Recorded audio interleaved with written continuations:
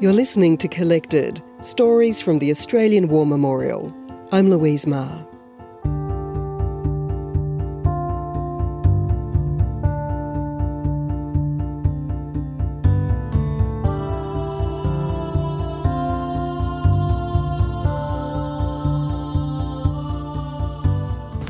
Surely they whose memory is enshrined in this hallowed place may feel they have come home again.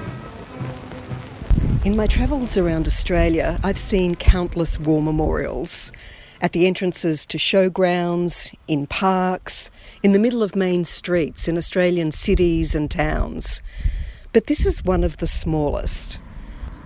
I'm in the village of Comboyne, near Wauchope, in the mid-north coast region of New South Wales.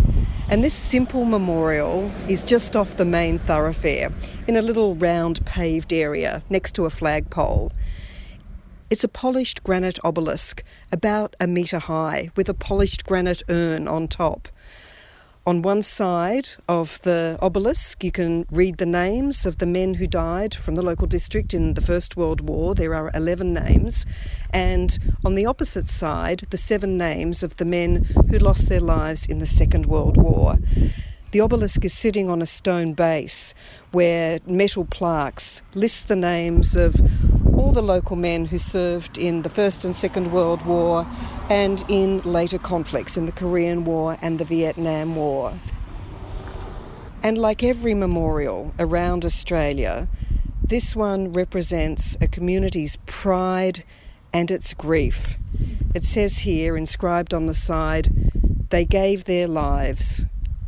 And on a bronze plaque at the front, the flame of remembrance, "Lest we forget." Hello, Henry.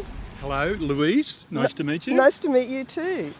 Henry Moles is a volunteer guide at the Australian War Memorial. He also loves to travel, and he's a huge contributor to the memorial's Places of Pride project. I'm meeting Henry at Edison Park, near the Woden town centre in Canberra. Edison Park is now set on what used to be a large landholding. And the large landholding was owned by the Edison family. And Edison Park essentially is a huge memorial to the 3 Edison brothers who all perished during the Second World War. I'm looking at a sign here which tells the story of the 3 Edison brothers, and we can see photos of them too, Henry, Tom, Jack and Keith. The 3 brothers were all determined to play their part in the Second World War. Their father was a First World War veteran. He had come to Australia just prior to the First World War from England and enlisted in the 1st Australian Imperial Force. He did his bit, so to speak, and after the war, the Australian government moved his family to Australia, and he took up a soldier settlement landholding. At the outbreak of the Second World War, the brothers insisted on playing their role. So the oldest brother, Tom, actually travelled to England and joined the Royal Air Force.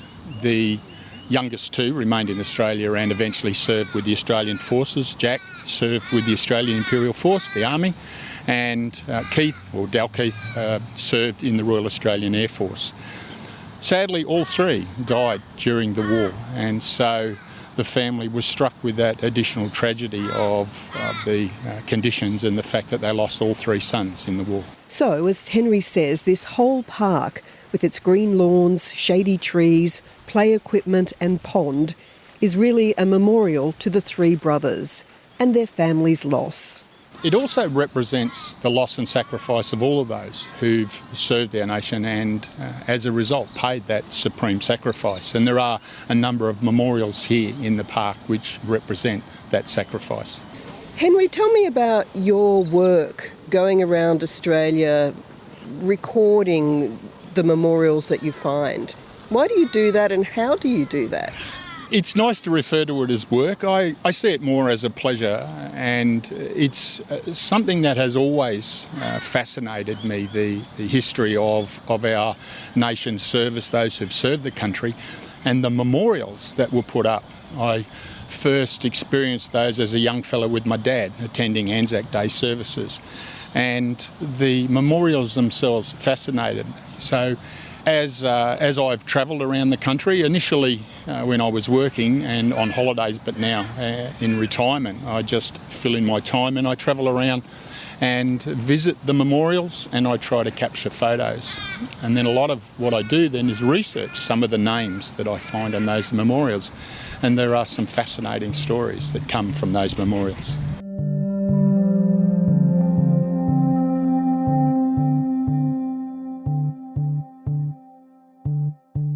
Places of Pride is an initiative by the Australian War Memorial to record every memorial across Australia.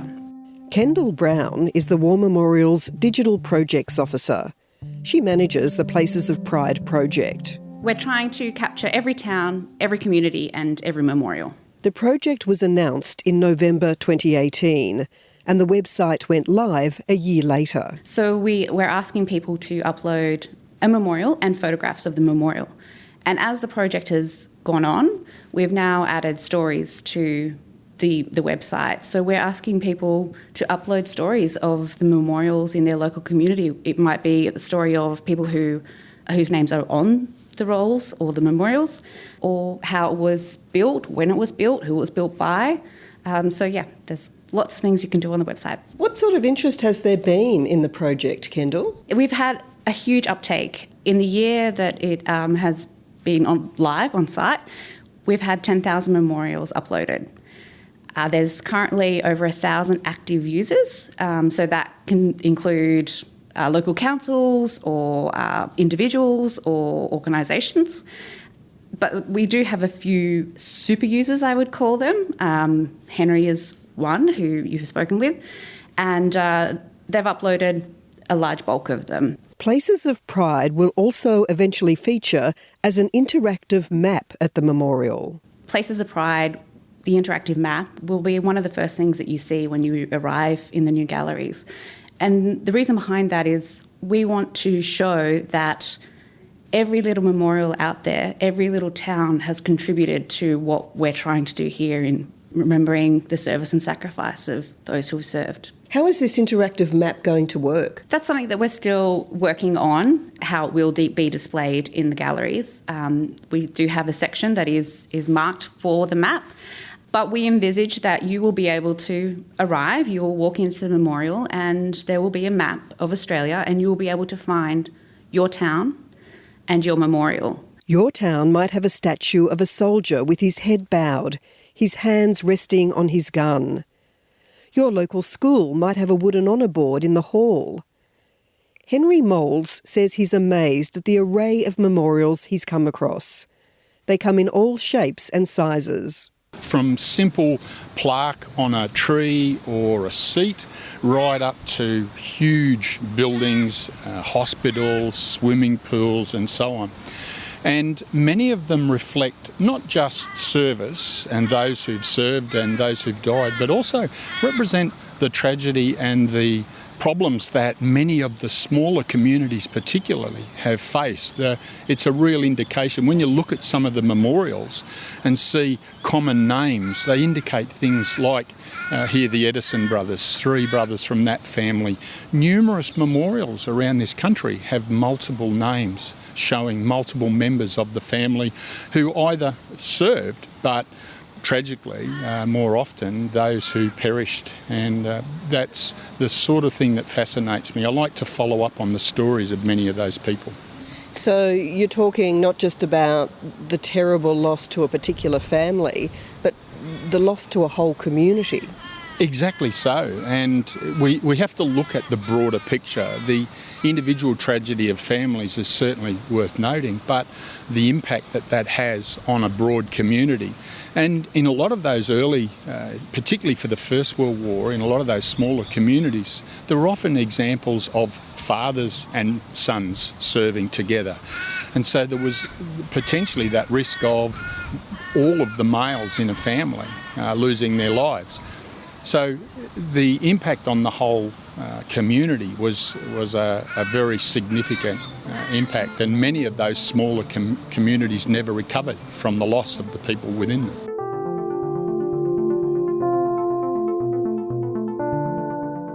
You're listening to Collected, Stories from the Australian War Memorial. I'm Louise Maher.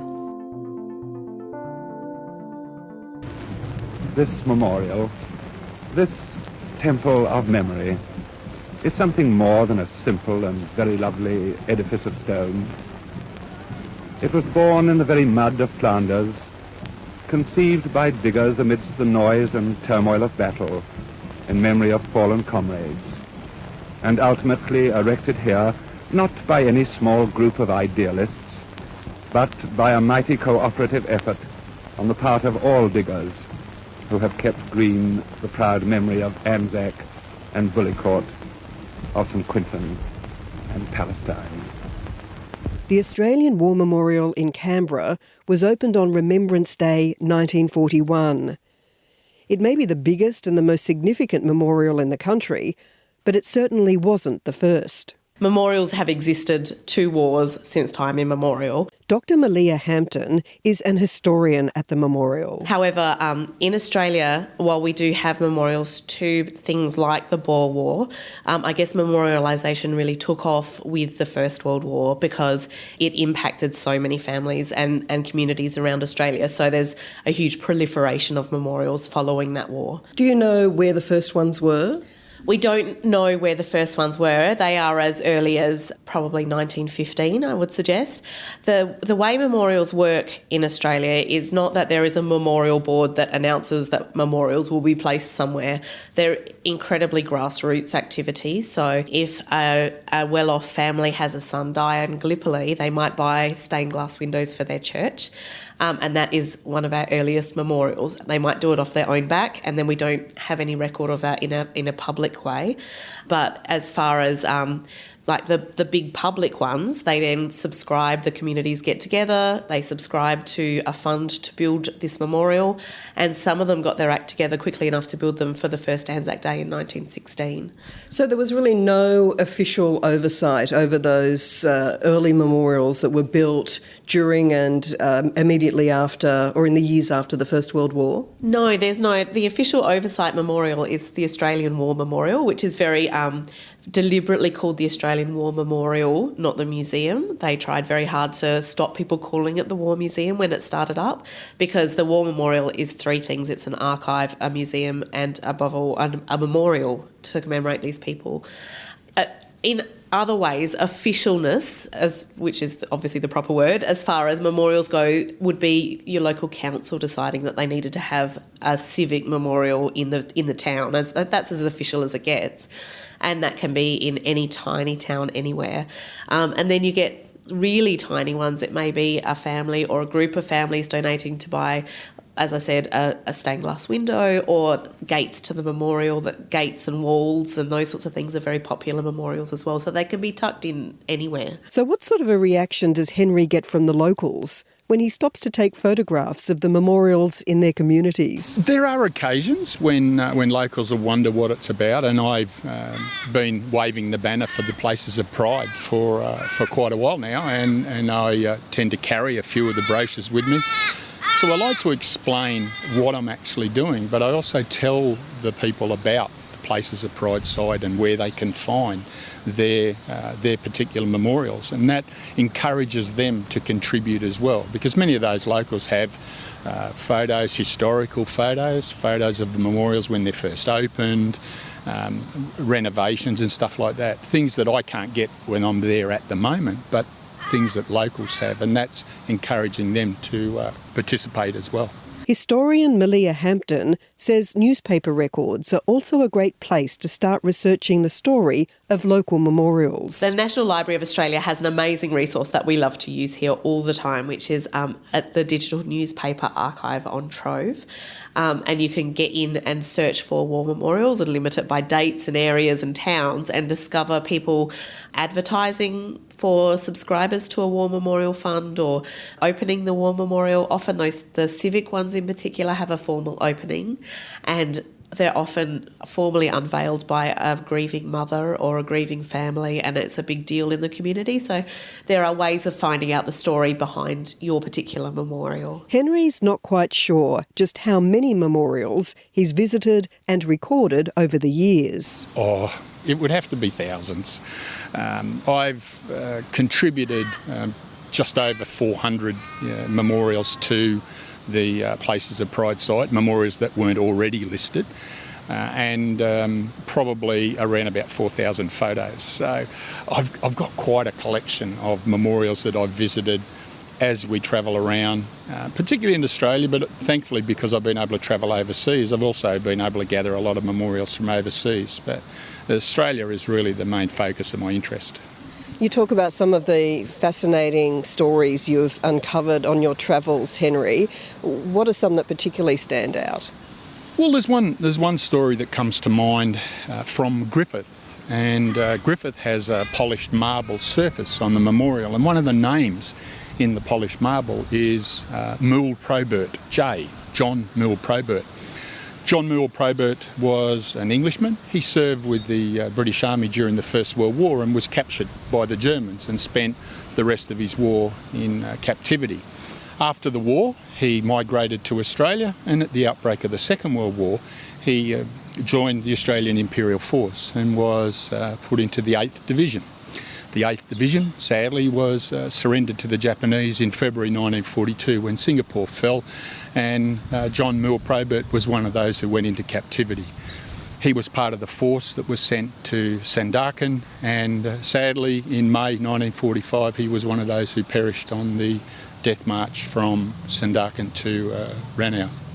That's such a sad story. What a life of sacrifice. It is indeed, and it's that indication. You know, he was a prisoner of war in 2 wars, and so he had that experience, but he paid the penalty of that. There are a lot of other memorials that have smaller examples of that sacrifice.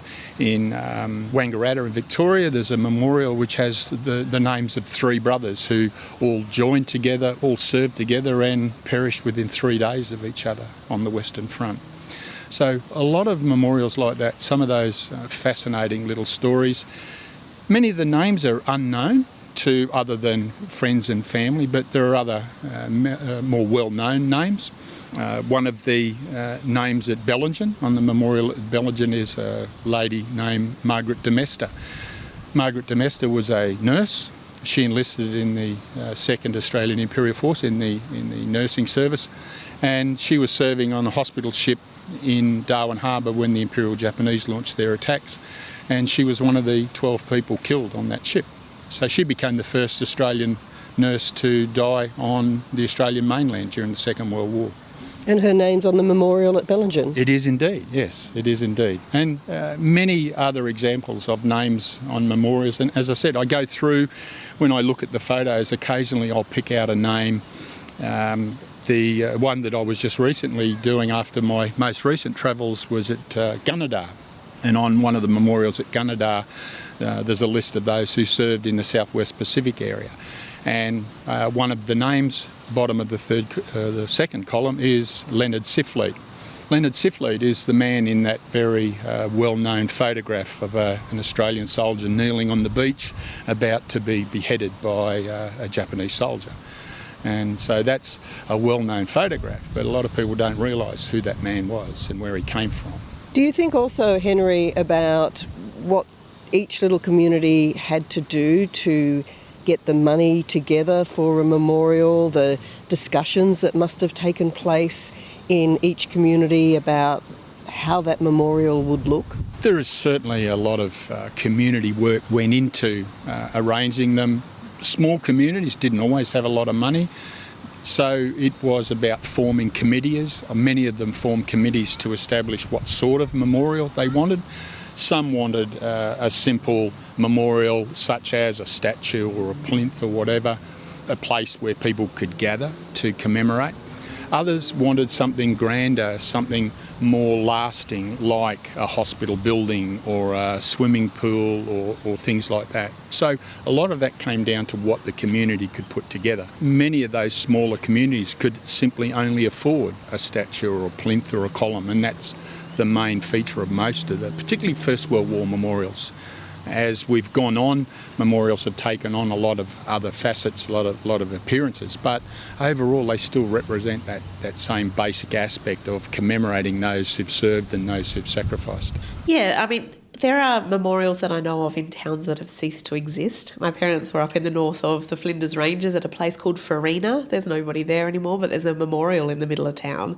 And that was because there were men from that town that went to war and died, and the people there wanted to remember them. And they sort of stand as these lonely sentinels of like names and faces. Back in the day, someone would walk past and see that name and think of a face and smile, like that, keep them active in the community. And today, I guess we walk past and see the names and like wonder about the numbers or wonder who they were or remember a family story. So their role in the community has changed over time, but they're always a point at which our minds are brought back to what had happened and that big cataclysm that was in Australian society where it impacted everybody. And I suppose there'll always be places where people come together, come to remember. They are, yeah. Some of them are like hidden, like they're just quiet and just people may have walked past them their whole life on the way to school and then work and not ever known that they were a memorial to someone who died in the war. And other ones, they are obviously the focus of Anzac Days or Remembrance Days or a very clear beacon of memory in the middle of a town or somewhere around Australia. So they can be as private as it gets and they can be as public as it gets. And they are everywhere because, I can't stress enough how much the loss affected Australia, because it's not just your family. Like I had 3 family members serve in the war and they all came home. But that doesn't mean it didn't affect my family because they came home with their own memories. But also the local butcher's son was killed and the local school teacher was killed. And so even if your family didn't lose members or even have anyone directly serving, someone's missing. More than one person is missing from your community. There are people who are broken who are coming back. So it affects all of Australia in some way, or shape or form. And so these memorials are all over Australia in every shape and form, big and small, everywhere. If your local war memorial is not yet registered on Places of Pride, maybe you could add it. Or if it is there, perhaps you have a story about its history or the people it commemorates. I asked Henry what he's going to do when he's recorded every memorial he possibly can. I suppose what I will do is continue to research the information I have on the names already. But sadly, it's a human trait that we continue to be involved in particularly overseas operations. Even today, Australians have peacekeepers serving. So I don't think my work will ever be finished as far as acknowledging the service that people have made. And even in my most recent trip, there are many memorials now which feature names like East Timor and Afghanistan and Iraq and Solomons and so on. So it's not just looking back as far as the Sudan contingent and the Boer War. It's acknowledging those who've served today and those who still make or are willing to make that sacrifice.